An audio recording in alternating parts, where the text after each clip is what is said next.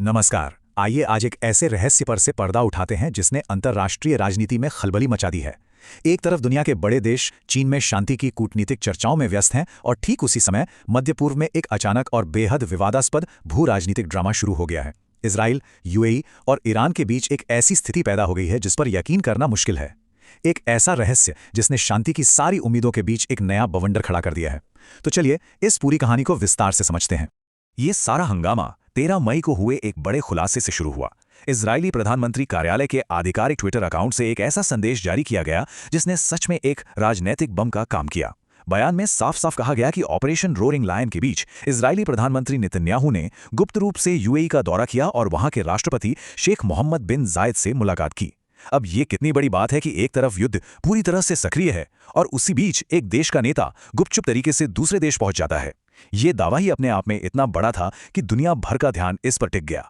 लेकिन असली कहानी तो अब शुरू होती है। यहाँ दो बिल्कुल अलग अलग बातें एक साथ चल रही हैं। एक तरफ इजराइल डंके की चोट पर इस मुलाकात की आधिकारिक घोषणा कर रहा है और इसे एक ऐतिहासिक सफलता बता रहा है, और दूसरी तरफ यूएई पूरी तरह से और बहुत ही स्पष्ट रूप से इसे इनकार कर रहा है। यूएई का सीधा कहना है कि ऐसी कोई मुलाकात कभी हुई ही नहीं। ये विरोधाभास बहुत बड़ा है।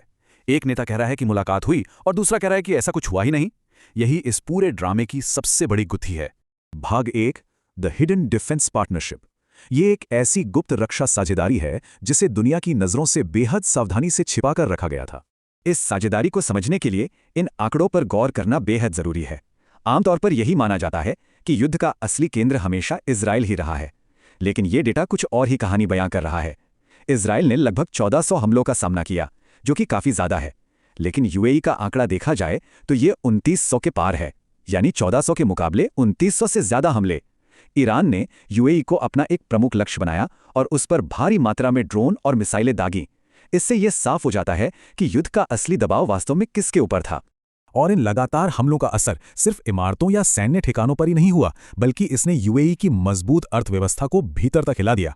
$500 बिलियन, जी हां, $500 बिलियन का ये भारी भरकम आंकड़ा उस आर्थिक नुकसान को दर्शाता है जिसका सामना यूएई के शेयर बाजार को करना पड़ा।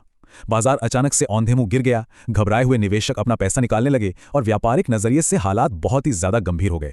इतने गंभीर संकट के समय में रिपोर्ट्स बताती हैं कि इजराइल ने एक ऐसा कदम उठाया जिसकी शायद ही किसी ने कल्पना की होगी। इजराइल ने अपने सबसे अत्याधुनिक वायु रक्षा सिस्टम आयरन डोम और आयरन बीम को बिल्कुल गुपचुप तरीके से यूएई को सौंप दिया। इन सिस्टम्स का काम यूएई की तरफ आने वाले ड्रोन और मिसाइलों को हवा में ही उड़ा देना था। ये कोई छोटी बात नहीं थी। इजराइल ने इससे पहले कभी भी अपना यह अभेद्य सुरक्षा कवच अपनी सीमाओं के बाहर किसी अन्य देश को नहीं दिया था। बात सिर्फ अपना बचाव करने पर ही खत्म नहीं होती। 12 मई को सामने आए रिपोर्ट्स एक और बड़ा दावा करती हैं। इन रिपोर्ट्स के मुताबिक यूएई सिर्फ हमलों से खुद को बचा नहीं रहा था, बल्कि उसने कथित तौर पर ईरान के लावन द्वीप में मौजूद एक रिफाइनरी पर एक गुप्त हमला भी किया था। ये जानकारी इस पूरी कहानी में एक जबरदस्त मोड़ लाती है। इसका सीधा मतलब यह है कि यूएई भी इस संघर्ष में आक्रामक हो चुका था और जवाबी कार्रवाई कर रहा था। भाग 2, timeline of an unlikely alliance.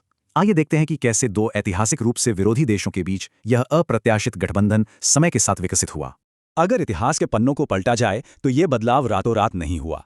1990 के दशक में कुछ अहम भू राजनीतिक बदलाव शुरू हुए थे।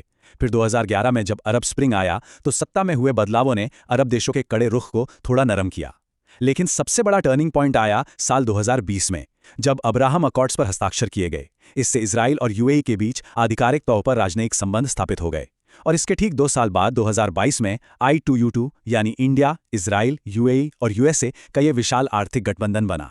शून्य से लेकर अरबों डॉलर के व्यापार तक का ये सफर, खासकर पुरानी दुश्मनी को देखते हुए, वाकई काबिले तारीफ है।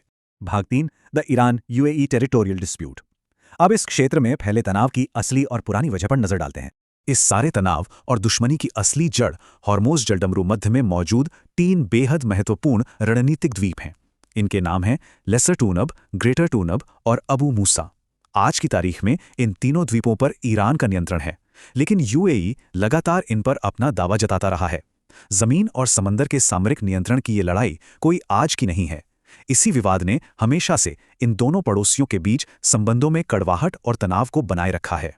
एक बहुत ही दिलचस्प पहलू इन दोनों देशों की ताकत का स्रोत है, जो एक दूसरे से बिल्कुल अलग है।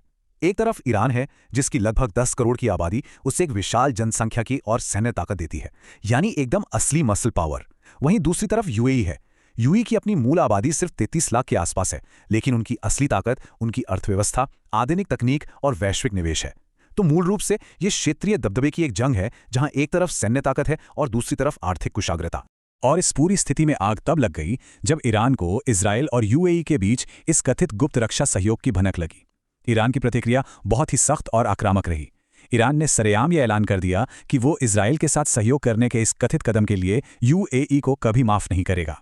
इस एक बयान ने पूरे मध्य पूर्व में तनाव के स्तर को अचानक आसमान पर पहुंचा दिया है। अब इस क्षेत्रीय खेल में दाव पहले से कहीं ज्यादा ऊंचे हो गए हैं।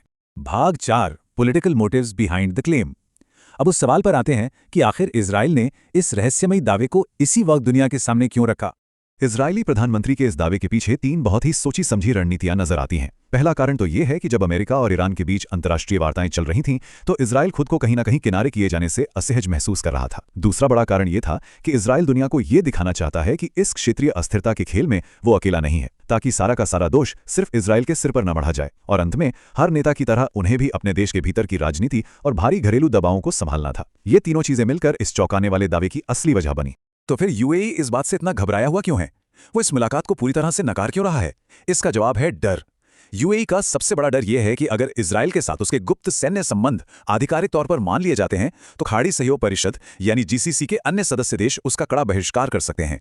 मुस्लिम दुनिया और अपने ही पड़ोसियों के बीच एकदम अलग थलग पड़ जाने का यह खौफ ही यूएई को लगातार और स्पष्ट रूप से इनकार करने पर मजबूर कर रहा है।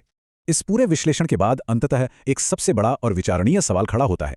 क्या भविष्य में कभी यूएई को इस गठबंधन को खुले तौर पर दुनिया के सामने स्वीकार करना पड़ेगा, या फिर कूटनीति का यह भारी दबाव इन दोनों देशों को फिर से अलग होने पर मजबूर कर देगा? क्या यह अनूठी साझेदारी ऐसे ही पर्दे के पीछे चलती रहेगी या एक नई वास्तविकता बनकर उभरेगी? यह एक ऐसा भू राजनीतिक घटनाक्रम है जो आने वाले समय में पूरे विश्व की राजनीति को प्रभावित कर सकता है। इस विश्लेषण में साथ बने रहने के लिए बहुत बहुत धन्यवाद।